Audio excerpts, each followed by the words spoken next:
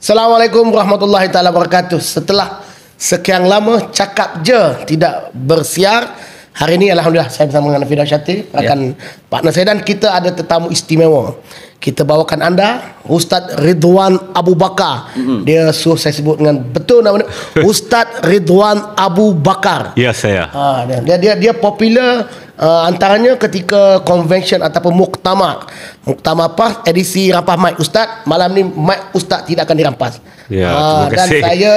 Dan saya masa tu saya tertarik dengan Ustaz, pergi ambil mic, beritahu bahawa Islam ini tertegak dengan hujah. Burhanakum in kuntum shadiqin. Kalau salah Ustaz boleh betulkan. Jadi saya betul-betul lah terkesima bahawa tak percaya bagaimana parti PAS ketika itu boleh lari sedemikian rupa. Jadi, Ya Rab, kamu telah mentakdirkan berlaku kajang move dalam siasah di Malaysia. Gunakan doa dan menghantam orang-orang yang tertentu dalam doa. Apakah ini akhlak dalam jamaah Islam? Tolong buat ruling ini.